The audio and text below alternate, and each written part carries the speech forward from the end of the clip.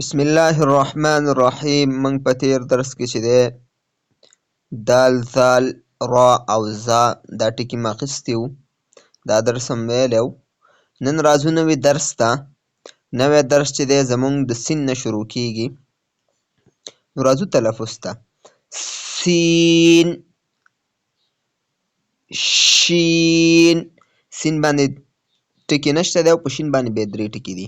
ورپسې چې دی صاد، صاد. ورپسې چې دی ضاد، ضاد. ورپسې بیا چې ده طا، طا. ورپسې بیا چې ده ظا، ظا. راځئ یو ځل را سره بیا واورئ. سین، سین، شین، شین، شین. صاد، صاد. ضاد، ضاد. طا، طا. ظا، ظا. نو دا و نن زموږ د نوراني قاعدې درس. اوس راځو د لمانځه د رکعتونو طرف ته. موږ په تیر درس کې د مازدیګر د لمانځه رکعتونه ویلي وو چې هغه دریم درس و. ورپسې څلورم نمبر کې چې د ماښام رکعتونو شمېر دی. ماښام کې 15 رکعته دي. اولني پکې 3 رکعته کېږي چې 3 واړه فرض دي. هغې کې اولني 2 ډک دي، ورپسې یو چې دی تش دی.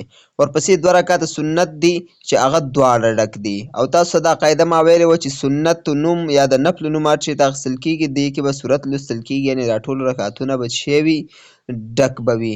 مخکې درس کې موږ د اوداسه فرضونه او ماتونکي وویل. اوس راځو د لمانځه شرطونو ته. لمانځه کې 8 شرطونه دي. اول، په پاکو اوبو اودس کول.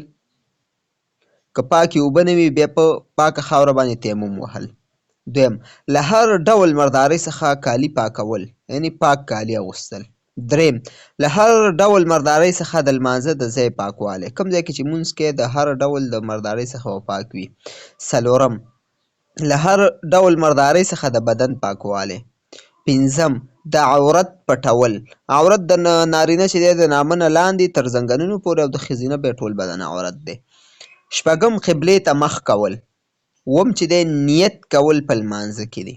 اتم، هر لمونځ په خپل وخت باندې ادا کول. نو دغه و زموږ نننی درس. الله جل جلاله څخه هیله لرم چې تاسو خپلو بچو ته او تاسو خپله هم یاد کړئ.